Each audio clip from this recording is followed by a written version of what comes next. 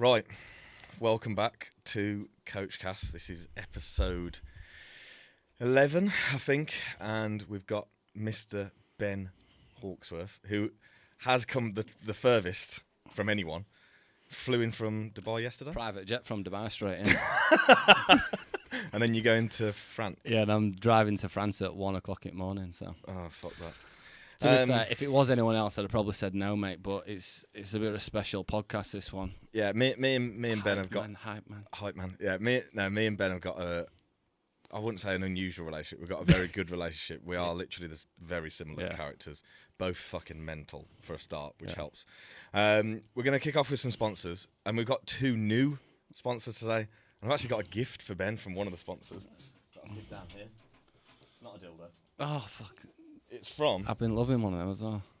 Box of Cookie Dealer from the Cookie Dealer UK. I have genuinely ordered from them before as well. Now, fantastic. So there you go. And what code did you use? No idea what your code is, but Christian 10. Yeah, so Christian 10. If anyone is looking for the best cookies in the UK from Cookie Dealer UK, use code Christian 10. You get 10% off. These are literally going to get me up mountains in the next 3 days. Pretty much. So I think we should have one on the podcast. I'm fat anyway, so might as well. Do you want to open them now? I don't know about the chewing. It's gonna be yeah, that would turn. That's me chewing a cookie, not sucking. Turn a little bit weird quickly.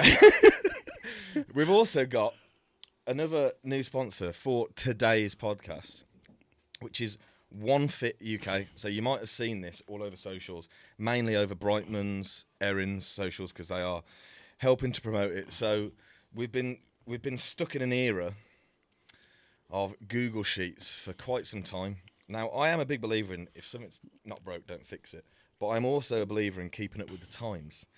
And this is something that I am going to be transitioning over to in the future.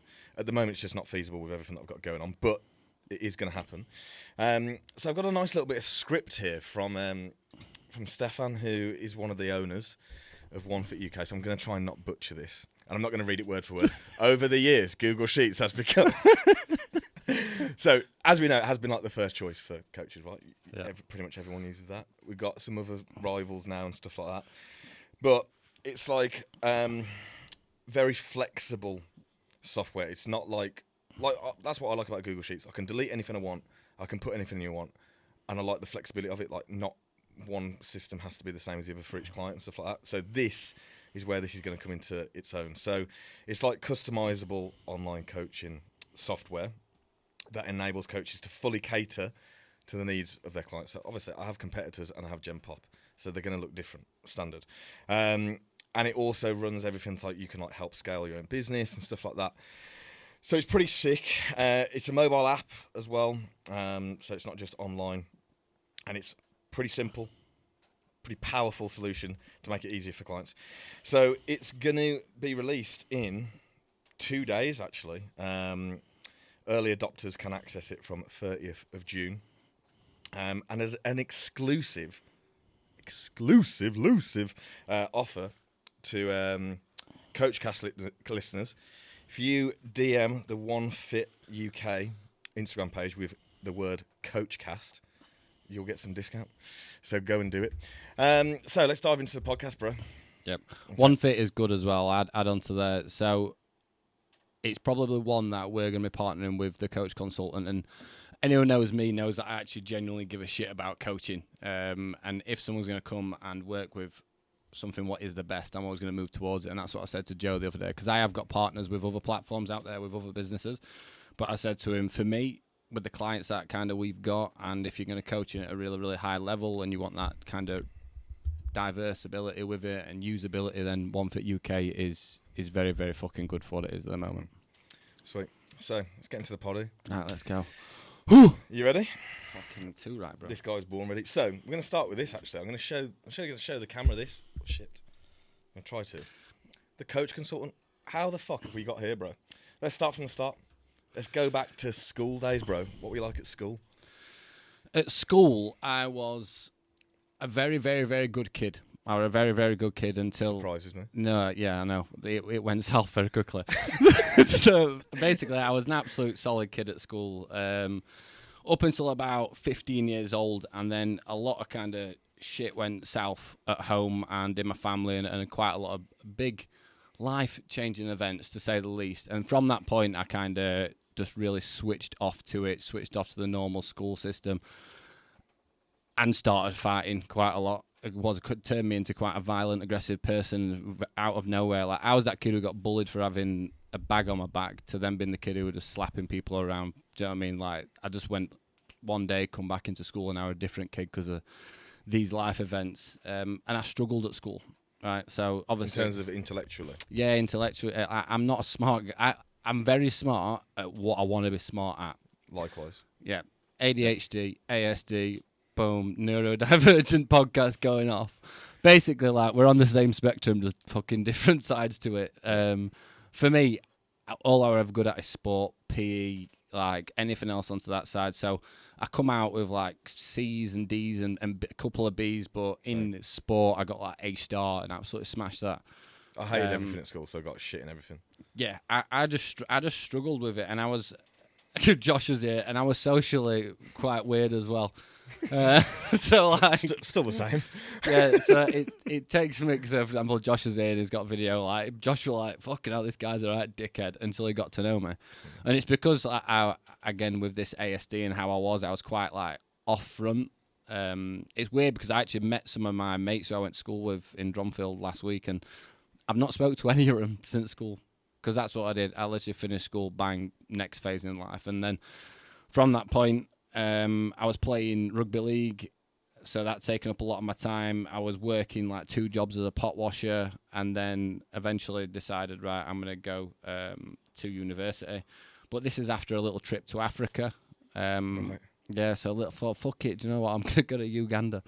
But basically, I went to Uganda, and that I was mixed up. I was very, very mixed up. I was confused. Was this a bit of a soul-searching trip? It was basically this thing called connecting classrooms at All Saints School. So it was like an opportunity where you could go and obviously, basically, you connect with other classrooms and stuff there. But for me, I weren't really doing it as a sense that I want to kind of go to Africa. It was a case of I need to fucking get out, and I need to go and figure out who I'm actually going to be. Because at this point, I was so confused and angry with who I am and what had kind of happened that I didn't really know where to go from there. And when I was in Uganda, it changed my perspective on everything. And it sounds weird to say that at 16 years old, I literally went from being I'm either going to be going down a juvie route, getting locked up, or just going into a fucking mental institution. That's the level of where my head were at, and I'm not over exaggerating.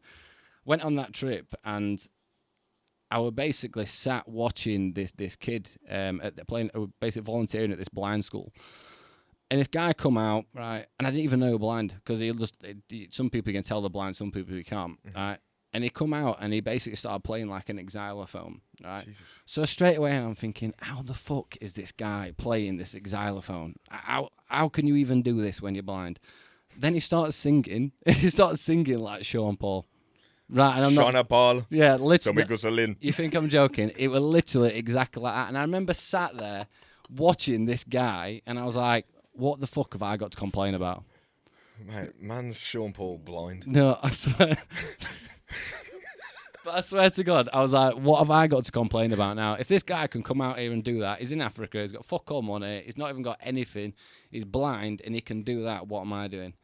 And then from that point, I basically came back, I gave away all my clothes, weird actually, wank on this, gave away all my clothes to this guy, and then I got a message 2 days later on Facebook going, hey, I'm sorry, I've lost all your clothes. And I was like, fucking hell, sound. Brilliant. Turns out he got mugged and all clothes robbed off him. Jesus. So like, I come back and I just totally different perspective on life, and I was like, right, I need to get my shit together. So I did, I went full autistic mode, which I didn't actually realise I could activate until that point, like a button. So I was like, autism assemble. And I was like, right, fuck it. So I went in and I did 2 A-levels, a B-Tech, and I basically did 2 years worth of education in 8 months to get into university. Jesus, in what? In 8 months, did 2 years. So I generally do like... What subjects? Oh, I did like biology, so PE. nothing difficult. Yeah. Jesus. But like biology, I basically did a fucking lot, and I basically lived in the library from like 7 o'clock until fucking 7 o'clock at night. Obviously, I needed money, so I needed to keep stability, so I was running like 2 pot washing jobs, and then got into university, and the university was the exact same thing all over again. What uni did you go? Sheffield Hallam. Yeah. So I come out of university with a 2-2, right? So she's absolute wank, by the way, if people don't know that. But I got I think it was... No offense to anyone that got a 2-2. Yeah. But you wank. Yeah, I got one of, like, in the top 3 highest grades ever at Sheffield Hallam in nutrition. Right. Okay. So because I was bothered about something, I You put did good at effort it. into it. Yeah. I did good at it. The only subject I enjoyed at school was economics, and funny enough, it was the only one I did well in. Economics, Yeah. that is Mate, awful. Supply and demand. Come at me. Do you know what I mean? Oh God, anything like that? No, But it was only because I liked the teacher. I'd have failed. I liked the teacher. So Were it a woman or no, it was geezer. You know what I mean?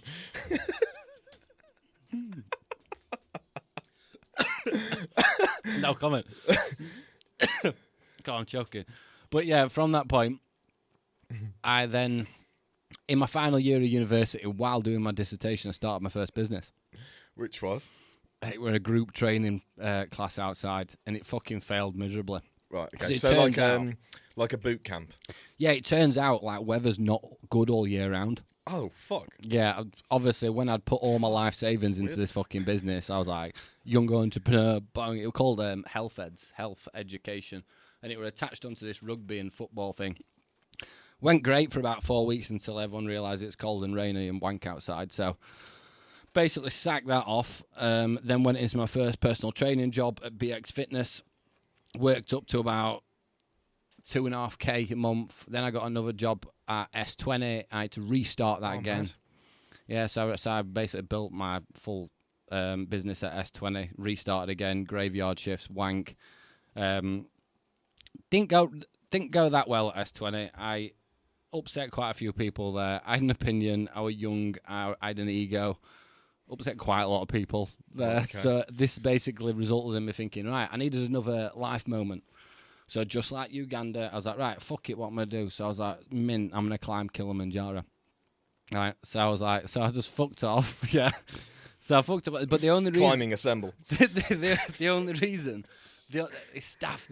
I was like, where can I go where I can't go on my fucking phone, I can't go on the computer, I can't speak to anyone, and I might die? Kilimanjaro, boom. And I nearly did, actually. Passed out at the top and got carried down by a 60-year-old bloke. Jesus. Right, intense. Didn't you also meet Stacey, though? Not in Africa, no, mate. She's from Rotherham, no. I thought she was the blind person on the xylophone. Shana Paul. Dog. No, I'd basically met Stacey I read it on your thing the other day. a week before I went to Kilimanjaro. Right, okay. So I was like, sound, yeah, by the way. And I'd still have, and I basically come back. So I met this girl. We were actually both in relationships at the time, but I'll be honest, I felt... Used his charm. No, but it connected straight away, and we knew it was going to happen. Didn't know when. Went to Kilimanjaro, come back, and I was like, right, fuck it, I'm leaving. So I left. I was sitting at about 15. I was 23 doing 15, 20 grand a month. Do you know what I mean? I was steady. I'd fucking smashed Vegas, Iron Was this Apple, just everything. PTing? Oh, yeah, I was hammering it, bro. Just PTing, I was doing like 60 hours PT a week. And I basically went, right, fuck it, I'm leaving. So I left. And then it just went downhill badly in 2018. God, and I'm talking court, hospital, fucking, I lost all business, I had to restart it again. The house that I were in, basically, because I basically said that I was leaving the tendency because I was renting, and then this house fell through, so then I couldn't even go back into my other one, so I had to move into my mate's house, and he just decorated a room, so I had to sleep on a mattress on the floor for about 3 months. But it didn't take me long. It took me 3 months to build up to that same amount again, but in a different gym, and that was Iron Athlete pre-Ultraflex Rotherham. How do you think you did that, as in build it up so quick? Same as how you've built your business on your reputation. I didn't do anything fucking fancy. That's one thing I say to people all the time, like, yeah, we do the bit coach consultant now in CP Education. I'm talking about all these fancy fucking marketing, lead gen strategies, campaigns, systems, operations, all that shit. I never used any of them to hit them type of figures ever. We were talking about this before we hit record on this, about social media at the moment and all that sort of stuff. And both Ben's converted to my style now of posting. I post what the fuck I want, when the fuck I want, and just post it and don't think about it. I don't care how much traction it gets. It might get loads, it might get none. I don't really give a shit. I just want to post what I want to post. Because people buy into me, and people definitely, bro, buy into you because you're mental, okay? And people like a bit weird. Do you know what I mean? And we're pretty weird. Yeah, I'm quite odd person in all fairness. But do you know when it comes? So you just like, you know, when you started like PT, it was just like talking to everyone. Yeah, when I was PTing, it was walking around. It were results, mate. I used to work with pro athletes, amateur athletes, fat loss, photo shoot, first timers, competitions. I used to work with everyone, so like it's totally backwards to what you need to do now, which is obviously get a niche and highlight that. But what you got to take into account is you're talking 7-8 years ago. Online coaching, personal training isn't what it is now. So I cleaned up because I was just very, very good at my job. Whereas the difference now is it's a lot more competitive. And if you look at socials, for example, like, look, we have Amy who's like a social media strategist, but the one thing that I say to people is find out what works for you. So, for example, with Christian, he is the biggest selling point in his business. If he started doing gimpy videos, I'd message him straight away saying, stop fucking doing that. Because it's about his personality. And it's like with me now, I'd say I've only just found my flow with socials because I've been the guy who's owned Ultraflex, CP Education, the coach consultant, an online coach. My fucking professional development's grown that fast. I'm not really knowing what my identity is. Mm-hmm. And then the last 2 weeks, I was like, fuck it, I'm going to go and see everyone. I'm going to do everything. I'm going to say yes to everything. And since I've been posting onto that side, my engagement, and I'm not joking, I've gone from like, dropped to like 14k reach to now hitting 40k reach in 2 weeks, just from totally being myself on social media, which is what I preach to everyone. Good lad. Fucking love that. So you went back into what was the old Ultraflex. Yeah. So what happened there? Iron Athlete. So I don't know if everyone remembers, the gym before Ultraflex was called Iron Athlete, and I'm just gonna write some notes down here. I was the only person who was basically at that gym at Iron Athlete because it weren't a personal training gym. If you know Kuba, if you know that gym, and back in the day, it ain't a personal training gym. It's hardcore bodybuilding, powerlifting gym. But I turned it into that, and then basically within that 6 months of joining, and I think top flight, we had best part of 5 or 6 personal trainers. We had a company called Coaching Practice. I connected with Charlie Marden and connected with all Ultraflex gyms. And then I'd started kind of mentoring. So it blew up really, really quickly because it was an opportunity. But for me, I was like kind of coming in thinking, right, what's next? I have to be, that's how my head works. It's like, right, I've hit that, sound done, that's great. Next. For me, I was like, right, I'm really enjoying the mentoring side. And then a guy at the gym, Greg, he had this idea to launch a meal prep company, which is how I think we actually might have even first met. It was how we first met, and it was at a FitX show. Yeah, FitX show. Which he gave me some free food. Yeah, it's great. The thing with Nutrifast is, like, it's hard to comment on it. We lost 120 grand on that, and I don't give a fuck. I know it sounds stupid, but like anyone knows me, knows I do not care or invest into the money side of it at all. For me, it was the fact that I'd literally spent 18 months of my life on this business, and it had challenged mine and my girlfriend at that time's relationship to a point of a brink, and then having to close it down. That's what I was bothered about. It was sort of wasted time. But Nutrifast was sick. Like does the failure thing affect you? It did at the time, whereas now it was that business what allowed me to get over the fear of failure. Because when you fail on that fucking level, you got to take into account we owned Fit Expo event, we owned at the Arnold's Festival, we literally fucking took over the event for meal prep. We sold 1,500 meals in 12 weeks of launching. No, it was fucking more, about probably 3,000 actually, something double, but it were a lot. In the first 12 weeks of opening, it blew up, but then we had a pandemic. And I was on BBC, I was on fucking radios, I got 100,000 views on reels on social media where I've been locked inside with tape, like with coppers outside and that, and it basically got to the point where we come out of that and it never really bounced back. And for me, it was a case of just turning around and going, I don't care about losing this money. All I want is to just be putting my attention into what is going to work. And then I literally launched, which is mad because I launched the coach consultant, and fucking 12 months later we're in 6-figure months. So my failure was the one thing that allowed me to actually put my time and energy into something which was going to work.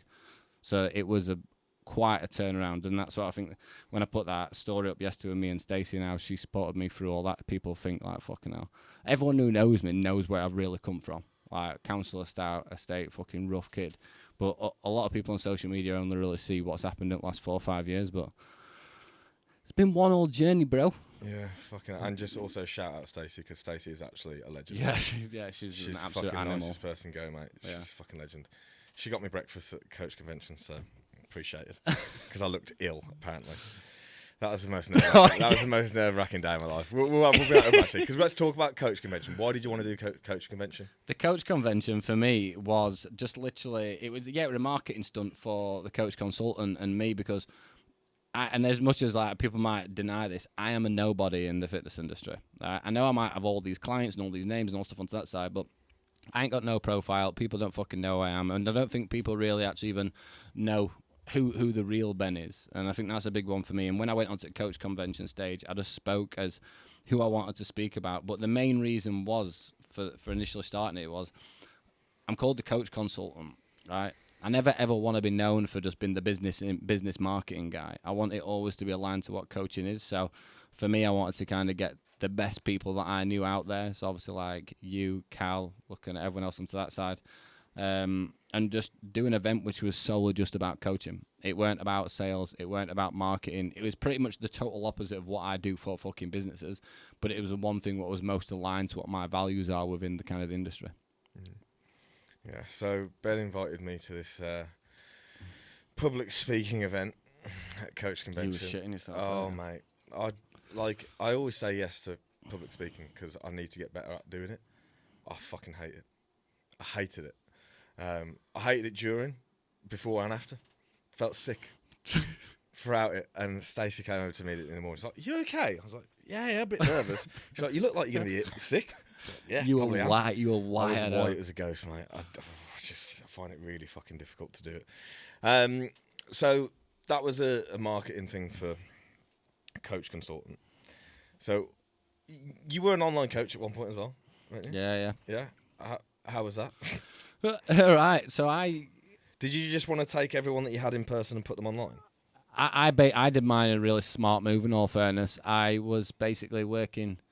Fucking hell. I maxed out my top clients probably about 150.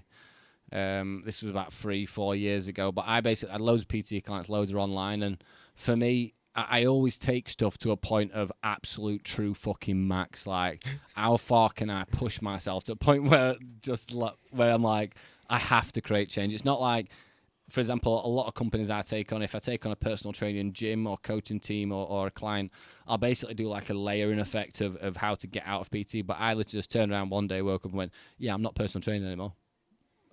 And I literally just went, whack, dropped about 15k a month and just rebuilt it again from there. Because I'm not asked about the money. So it just went purely online? I just went literally full. I was doing it online, but I was also, that's when I just started mentoring as well. So I knew that I had obviously mentoring income. I was doing like, even when I was mentoring on my own, I was probably doing about 20k a month just from that alone. So I was like, the money's there. I don't really give a shit. I'd maxed out, like, to put it into perspective, like, if anyone knows anyone who's done a lot of PTing, times it by about 3. And that's probably how many hours I've done. You're talking 25,000-30,000 hours PT I did over my career. Like, absolutely disgusting level. But I just got to the point where I was stopping enjoying it, and I weren't providing the right service for clients anymore. So I just stopped. And that's exactly the same as what I did when it come to online coaching. I still had about 40 online clients. That's when I knew you. I was still doing a bit of both. Because I coached Ben briefly. Jesus. The uncoachables. No, it's not. Do you know what it is there? We had a right laugh, though. Yeah, I fucking loved it. I loved it because, like, you were telling me straight and I was telling you straight about your stuff. Because I liked, when Christian took me on, I was like, why are you fucking charging me this? Yeah. I was like, what? And I had someone about 2 weeks later join me up, and he was like, I'm not paying that. And I was like, what do you mean? He's like, I'll pay more than that. I was like, okay. And I was like, right, yeah, I need to up my prices. It's an attraction. But it's like, again, if I went back to when I was coached by Christian, it was basically, it was like, I weren't bothered about it because it was my physique.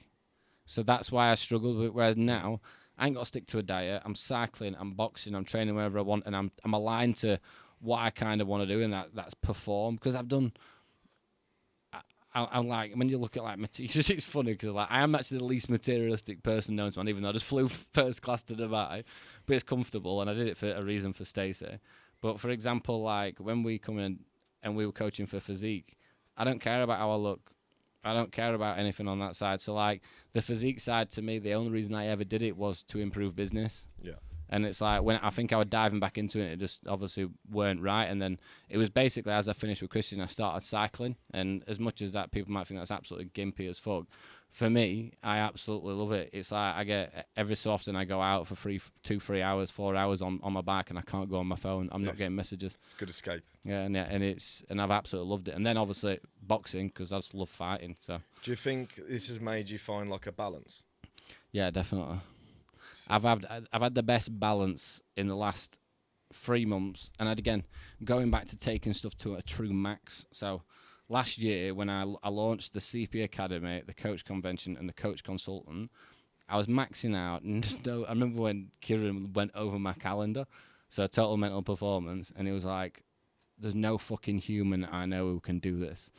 It's like, and Josh is in the room. I'm talking, I was doing 50 hours call time per week for about 4 or 5 months. And I maxed out. And I was like, right, I've taken myself to true brink of death here.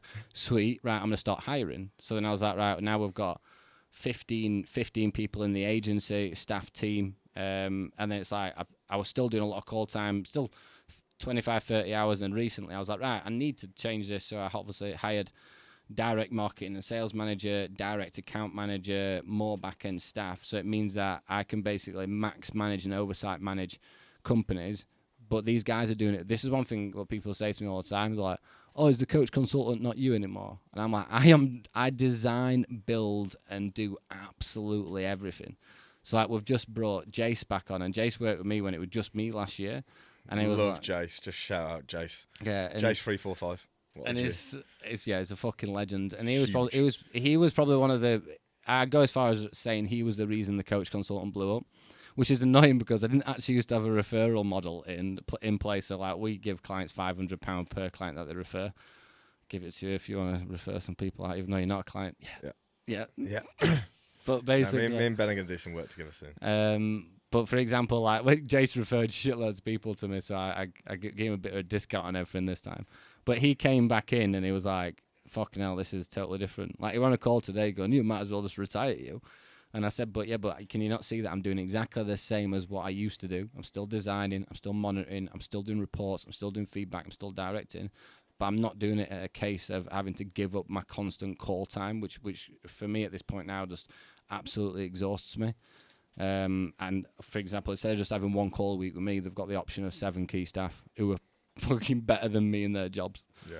Do you know what I mean? So it's a great balance at the moment. And this is where me and Ben are the same. We have to exhaust absolutely every single bit of ourselves before we actually get help. I've been on about getting a PA or an extra coach on board for 12 months, probably. Yeah, and mate. I'm only starting to do it now. So a bit of an elusive. That's There's going to be some big change in the next 4 weeks. So keep an eye out. Christian messaged me last week. He was like, "Oh, Ben, like, I need your help, blah, blah, blah, blah." And I was like, "Oh, like, because I know what I could do with Christian in his business." But it was funny because he was like, "Oh, if we're going to jump on a call." And I was like, there's no way on earth that I'm going to be jumping on one-to-one calls with you and giving you a to-do list of shit that you already ain't got fucking time to do. Correct. If you want to build a team, so if you're looking at like Pro Coach, Ben Bray and all these guys, you have to focus on building the company structure, marketing around the fucking team, which is going to be the hardest thing for Christian when he does that, because there's so much shit on that side that you don't need to know how to do. So like building fucking CRM systems, following up. These guys here aren't going to like, if you, for example, Christian starts building a team, no one is ever going to sell as well as you. You don't even need to do inquiry calls because you can just fucking sell on WhatsApp. Yeah. That's not the same as coaches and stuff coming in, and that's where what I always say to, so for example, like Martin Winston's a great example. Like he started off, I said, right, I'm gonna top you out at this much. This guy's gonna be in fucking double revenue, like, and he's an incredible guy, and his buy-in's incredible. But I said to him, it's all going to get really, really fucking hard from here, Martin, because you're that good at your job and you're that sound and people like you that much. You've got to build a referral model around that. So you've got, for example, Christian or Martin up here as an example, and you've got these referral coaches, and you've got this massive fucking no man's land in between what you have to fill with the right pages, marketing, social strategies, fucking outreach, all the shit that you probably wouldn't want to do yourself. The coaches under you have to do. So, for example, Cal Raystrick isn't full of fucking social strategy. I wouldn't tell him to post some reels. Cal, just keep posting as you are, bro. Do what you need to do. Yep. Do you know what I mean? Stick on your story every so often about this. That's all I ask him to do. But that's not the same for having 7 coaches behind you. And that's why it's going to change, mate. And it'll be a big reality check for you, because Christian is a selfish person. He focuses on himself, which is right thing to do if you want to be successful or happy in any way, shape, or form. But when you start expanding a team out, the responsibilities and changes, it is hard, mate. Yeah. But you'll smash it, because I'm going to do it all for you. Correct. Yeah, it's going to be good. I'm excited. Very excited, actually. And I think that's why it works. I'm fucking so excited to do it. I'm not worried about taking some, control away. I've already written out exactly how I want it to be done. I know how I'm going to do it, and I just can't see why it wouldn't work. That's a fucking unreal point to make, because people, like, a lot of the time, I put a post on this today, that's why I'm thinking about it. People think that they come in, and for me, I try to make it as clear as humanly possible. I am not the same as these, because that's it. This dickhead turned around and went, "Oh, what's this mentoring program?" And I was like, "Bro, don't ever call it a mentoring program ever again, right?" Sorry. Sorry. But I try to make a point that, like, I don't want to be that guy where it's like, oh, it's sales and marketing and fit pro fucking business person. I'm Ben Hawksworth. It's the coach consultant. It's an agency, and it's a relationship. If I take a client on it, for example, don't get me wrong, if it's someone lower stature to where Christian is, I'll come in and take full control of it and go, this is what you need to do. But all happens when you hire an agency or something on that side is, I'll pitch an idea, you either go yes or no, or, for example, you turn around and go, right, Amy, Beth, Stacey, George, Jake, all these staff, this is what I want to happen, can you go and do it? That's literally how it works. And it's like, for example, if me and you ever work together, it'd be a case of us putting us heads together and designing it ourselves. All I'm there is to make sure that, for example, in my experience with working with people who's done this before, is that going to work? But all it means is that instead of coming in and fucking spending 10 grand a month on one-to-one staff, you can pay a shitload less than that and just have everything covered, and obviously have me involved. Yeah. You're still the director of this, though. Okay. Yeah. No one, bro. That'll never. And my bitch. That'll never be. That'll never not happen. Yeah, Me exactly. just being in full control. So we're gonna go into some Instagram questions. I'm gonna hit you one of my questions first. Go on then. If I was coming to you, Yeah. now, what would you tell me to do? What, based on what I'm allowed to say or not allowed to say? You can say what you want. If you're going to be coming in hiring a team, focus on one person first, right? Because if you start hiring more than one people at once, more people's means more problems. I'd want to go more for money, more problems. Yeah, no, but that's what people think. They think more people, more hiring, and what you've got to take into account is you've got to bring someone in who can actually match your level of energy. Then it'd be a case of building an actual marketing framework around what Coach by Christian is, which is the most fun part to it, because when you've got Pro Coach or you've got like Iron Eden or fucking Femivo and all these people, it's really fucking easy because you can build a marketing framework around what the actual name to the company is. But your biggest selling asset is Coach by Christian. So it's basically a case of going, what is Coach by Christian? Other than you, what the fuck is it? Right? What are the pillars? What's the lead generation associated? What's the interest? What's the social strategy? Because you basically need to come in, other than getting your coaches wearing Christian fucking faces and going, hey, it's me, Jordan, cardboard cutouts. They can't do that. So you've got to basically... Shit, that's what I was going to do. Yeah, so you've got to basically come in and build a framework to what this company is, around what the actual brand is and what you want it to be as a first starting point. And then from that point, it's all about kind of skills, management, delivery, and campaigns. But for you, mate, it's a simple job. The hardest part, what you would have to do to go from where you are right now, is actually building what the concept is of Coach by Christian. After that, it's fucking easy because... What do I always say? My niche is... Everyone. I can coach fucking everyone. Well, now, with a team, I can literally fucking get anyone. Because I'm going to have all fucking needs covered. Like, everyone's covered. whether that's Gen Pop, whether that's competitor, whether it's IFBB Pro, whether it's Natty Amateur, any fucking one, female, male, I don't give a fuck. They're getting coached by us. Yeah, but from that point, you've got to think. That's what my video's gonna do. I don't give a fuck. We're coaching you. But like that's what I mean. But it's like all budgets covered, all that sort of shit. You've got to really think about what channels are coming in, and again, if you've got multiple different people representing different consumer brackets, there's all specifics in there, which we have got fucking shitloads of teams who do the same, really. But it's about for you getting it right from the start. After that, it's really, really easy. Like, I had this conversation with Mads and Corey yesterday, so they fucking blew like they nearly triple revenue, which is frightening, right? And they slowed down a lot recently. And I said, you're never going to scale at the same rate forever because it's still just you two, right? So, yeah, you might find it a little bit boring right now because I'm not hitting you with 7,000 fucking tasks. I said, but what you need to do is you need to earn the right to get to that point. So, for example, for now, it's a case of nailing the absolute basics. Like, for example, they signed 10 people this week. A lot of people were like buzzing because they're like, oh, I've just had $2,500 a month monthly recurring revenue in 1 week. Whereas for them, that that used to me hammering with them with that much to do because they know they're working on the business. At the moment, like, oh, I feel like we need to be doing more. I said, no, it's just a case of getting to that point, green lighting, and then it's a case of looking at the next phase, which is expanding with a team. Cool. Fuck. I only asked one question. I can talk shit, don't worry about that. Right, IG questions. We're both going to answer these, mainly, I think. I want to sit back. So, the first one is from my longest serving client currently, Steve Chick. I think I've coached him for about fucking 5 years. He's a legend. Yep. He's a fucking living... Steve, I know you're going to be listening and watching. You're the king, bruv. He started coaching people in the last 12 months.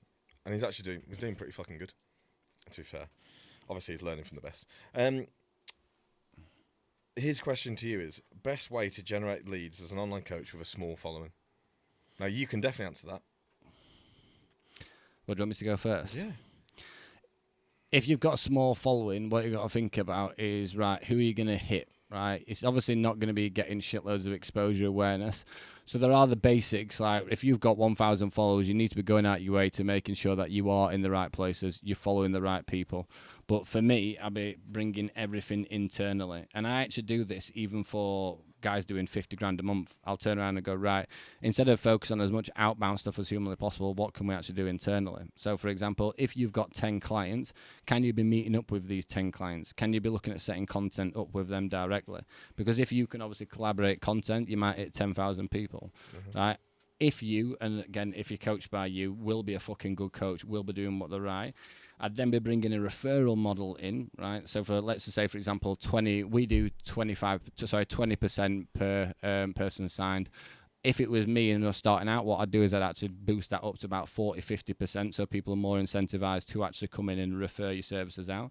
Because if you've got small social media following, but you've got 10 clients and you meet those 10 clients, collaborate 10 pictures, post about them, you're going to get more people coming to your page, more people asking questions. And if those clients there feel like they're actually incentivized if they do refer your services, you can start trickling stuff out from there. And I'd do lead generation on an absolute basic fucking level. I'd do, for example, do one webinar and have it as just pre-recorded, which people can download. I'd do one resource and I'd just nail the absolute basics of content creation, because if these new people are going to come to the page, they need an actual reason to stay. Because there's so much fancy level shit. I could do social media campaigns, fucking everything. Don't need to do it. If he can come in and bring engagement, fun and interest and actually enjoy what he's posting, people will come to you. That's all you've done, bro. Yeah. And you look at your fucking business. Yeah. So if he can, one, collaborate, meet in person, incentivize, and do all that at the same time, then it's going to be on to a winner. I think that's answered your question there, Steve-O. I'd do the same. I would just literally go back and do what I did. Yeah. Just be myself. Double down on the incentive. Even though, for example, you might think, fucking hell, I'm giving away £100 per referral or something like that at the end of the day. When you've got a full-time job that's covering it, yeah, exactly. It's fine. And you got to think of the actual, well, for example, for him, with our clients, we have 3-month minimum commitment contracts in place. So if they're charging 250, it's technically 750. But for example, for him, he might, I don't know if he's charging 150, 200, so he might think, fucking, I'm basically giving away a free month. If you look at the actual duration of time that client's going to be with him, it's obviously a lot more than that. Correct. This one's from Cal Curry, another client of mine who loves this podcast. Are you a books or podcast man? Any recommendations? I can answer this for Ben. Ben cannot concentrate on something like that, so no. I'm shit at. I'm really bad at reading. One, I'm blind, so that doesn't help. So like, I have to be in absolute unreal lighting to be able to read. But I do.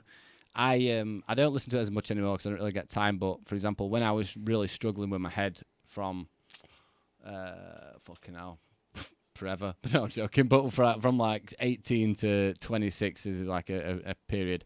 I listened to about 250 audiobooks. Because I couldn't spend time on my own and I couldn't be in my own headspace. So I couldn't even walk the dogs without any type of noise or something there. So I just... Very similar to that. Yeah. So I just hammered as many self-help books as possible. And I think I might have sent... I don't know if I sent it to Joe Brightman, actually. A book called Ego is the Enemy would be probably the best book that I've ever read, if anyone wants to give that a listen. There we go, Carl. There's a recommendation for you. Same person. Next question. Consult with any person. What advice would you give them? Consult with any person. First turn around and say exactly the same. What you're actually offering. Christian Chapman. Yeah. You'd want to do that, wouldn't you? All right. If I were going to choose someone. Yeah. Yeah, you'd be definitely up there. Oh, shut up. It's do you know what? For me, I'm not really like that. All I care about is working with people I want to work with. So like, there's been multiple accounts in the last 6 months where I've just stopped it because I'm like, look, it's either not working out, they're not getting what needs to be done, or they feel like, the passion's just not them for them to deliver. Or there's been times where, for example, I might clash with someone. That's very, very often. So I do get along with most people, but for me, it's about the enjoyment of the relationship. I said this to I think it was Ben when I were in Dubai. I said, if someone were going to turn around to me and say, right, you can turn over multi-million-pound business and then work with double the people that you're working with now, but it would be anyone, I'd say no. Right, I want to work with people that are passionate, I want to work with, and when I'm in a conversation with them, I actually enjoy their business because it's not like I'm shipping someone off onto an online course. I'm on calls with him, all my staff are on calls with him, I'm constantly in communication with them. So if you have one bad egg, it really ruins the fucking energy across the board. So, for me, it's about if someone can... just one of your other clients as well, like George Lewinsky. Yeah. Fucking hell, that guy's an animal. Shout out to him. He don't stop, bro. The only time he stops is when he messages me saying, bro, I'm burnt out. Mate, that is every week. All I'm gonna say with this guy, he'll have one of the fucking... already as a starting point to where he is now and what's happening, he'll be going on as far as like one of the highest performance clients that we have if he carries on like he's in 6-12 months. His work rate is mental. If in my opinion, I'll be able to quadruple his revenue based on what's got planned, and that's no exaggeration. No, I don't believe. Because he's a fuck. But why is he doing so well? You can't not fucking like him. He delivers on absolutely everything. He puts in the fucking work. He communicates. He's honest. He's transparent. Yeah, it's like success leaves clues. It's the same shit over and over again. Yeah, and guess who he gets coached by? Yeah, exactly. Which is why you do so well, and you are doing well. But so Sturman 58. Oh fuck me! Here we go. This is Rob Sternum. This is the guy who I went to Africa with, right? And I've known him all my life, so I'm dreading whatever this is going to be. Ask him what a bum off is and what's his win-loss record. Oh, God. So a bum off is basically.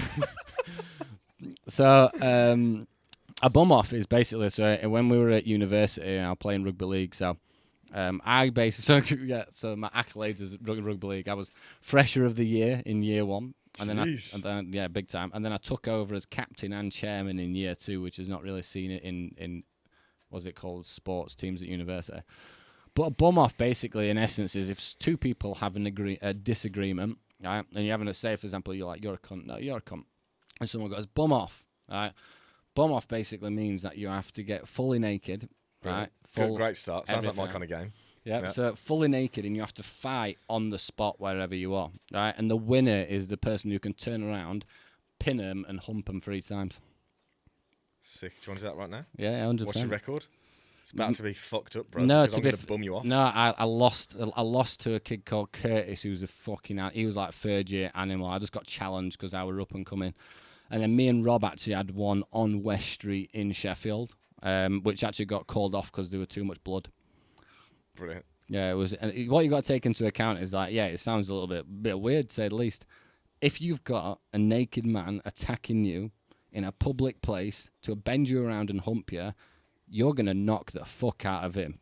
Yeah. So you think like a fist fight is dangerous, right? You try getting into one of those situations. But yeah, that's a bum off, guys. I probably wouldn't recommend doing it, especially in this day and age now. But back then, like, Jesus Christ, you could run around embrace naked and knock someone out and not get arrested for it. Sick. Right, next one. Fuck me. This is from Lactic Addict Luke. Do you know Lactic Addict Luke? I don't know. I don't think He's a so. good kid. He's a good kid. Things you see coaches do that makes you want to pull your hair out.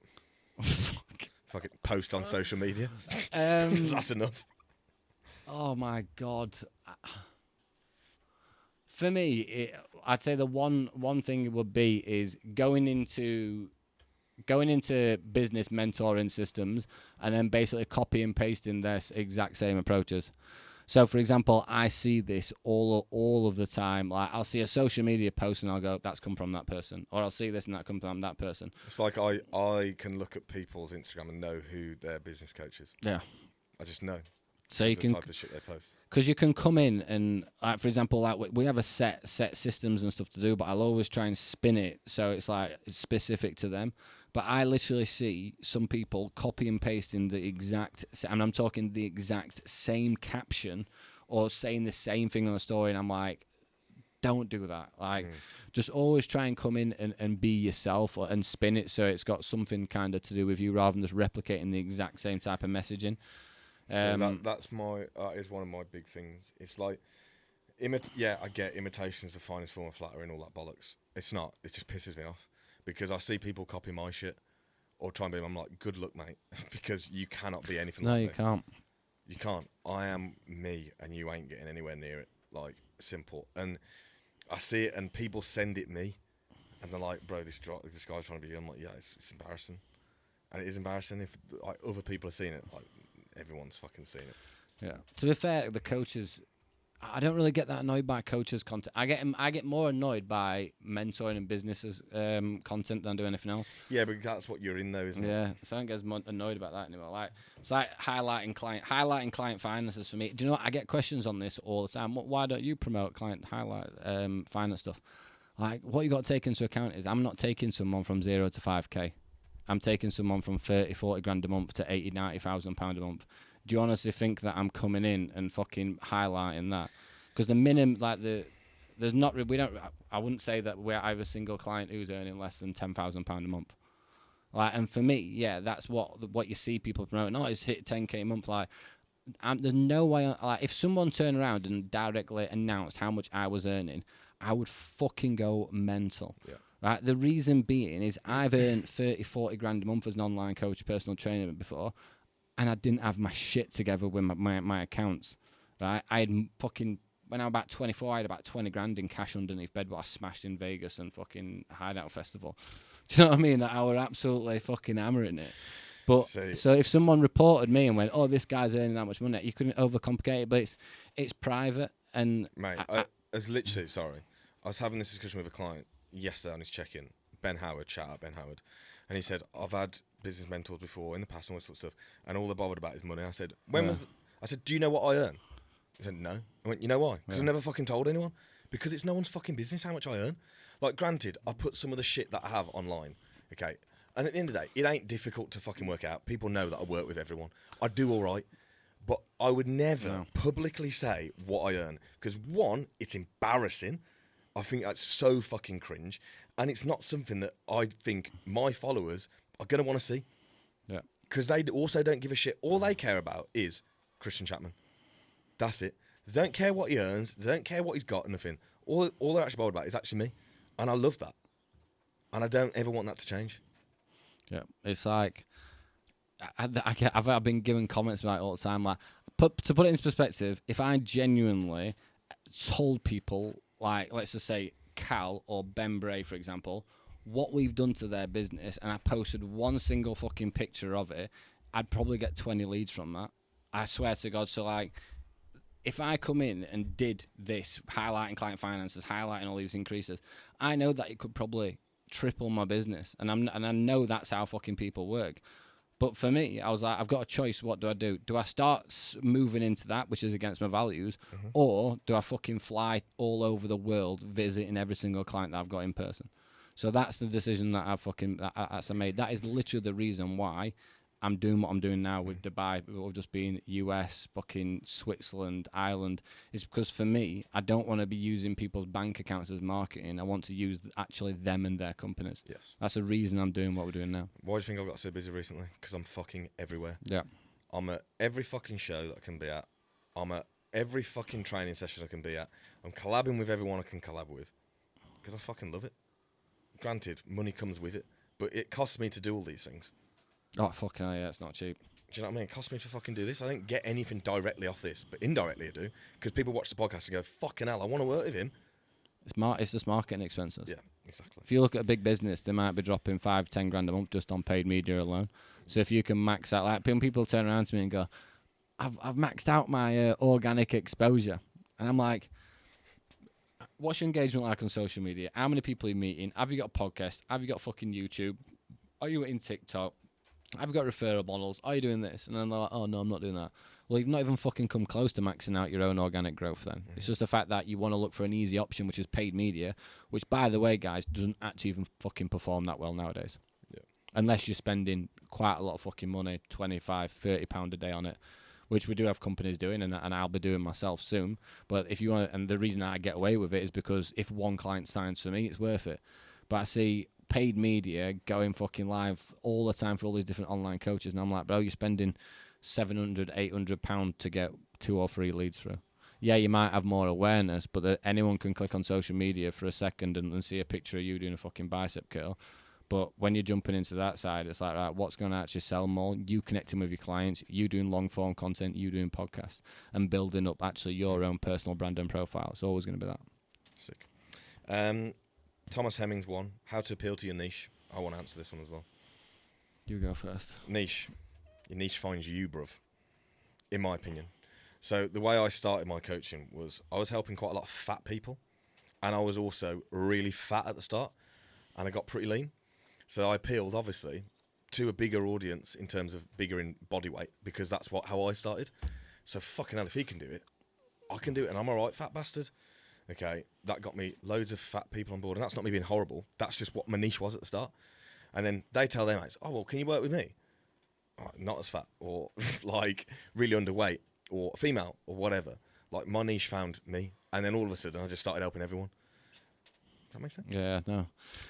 Right, basically, I always use a term, your vibe attracts your tribe. Your vibe attracts your tribe, right? So whatever vibe that you give out, you'll attract that type of person. So if I kind of came in, I've got this on the members association. So like, if you had female lifestyle, male lifestyle, executive clients, if you had fucking bodybuilding, but let's just say Christian comes in and he starts posting about like me and Josh just being in pub for a pint before this, right? That's not going to attract the right type of person, right? It's when you come in and go, right, who are you actually aiming at with your target market? What are their behaviors? How do they talk? How do they act, right? Christian right now, bang, baggy t-shirt, flip-flops, even how he looks, it looks like a bodybuilding coach to me. It looks like a physique coach, right? And then it comes down to how you're writing in your captions. Are you coming in and boring the fucking life out of people with loads of education stuff? Or is he coming in, is he being quite dramatic? Like I ripped shit out of Cal Raystrick at Pro Coach Conference the other day going, because he always does like short sentences and full stops. But that's what people want to fucking see, is the pro coach. It's like, bang, this is what I'm fucking doing. Mm-hmm.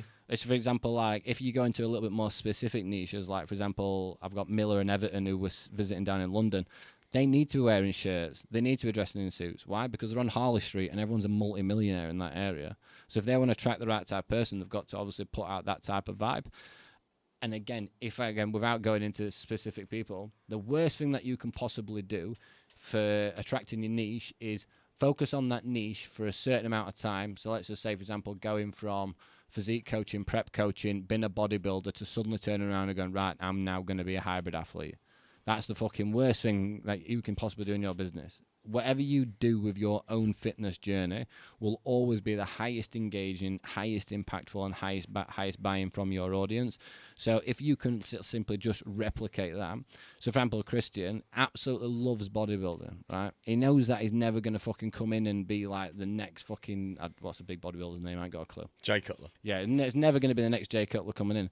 But that's not stopping him doing it, because that's his content, that's his energy, that's his target market, that's his attraction, right? Even though, yeah, in my opinion, I think nowadays people see him as more of a coach than an athlete, especially, but which is fine. Agreed. It can't suddenly turn around and sack that fucking bodybuilding energy off and vibe off, because people can be like, well, what is he doing now? Yeah. So when you look at social proof. When you look at people like Cal Racing, Cal's honest, like Cal doesn't train that often anymore. He's here, there, and everywhere. But he never drops that energy, never drops that vibe. All he talks about, all he showcases, all he does is everything associated with bodybuilding. So, like, if you want to focus on a niche, you need to become that niche yourself. Exactly what you said there. Mm-hmm. Sick. Right, quick fire round, because fuck me, we spoke a bit here. You ready? Yeah, go for that. Why did you say yes to this podcast? Because I'd probably say that I respect you in my top 3 in the fitness industry. Top 3. AKA number 1. No. Just get that on record, thanks. Right, cool. Next one. If there's one thing you could change about the industry, what would it be? People focus on actually being good coaches before trying to earn money. Correct. Thank you. Good one.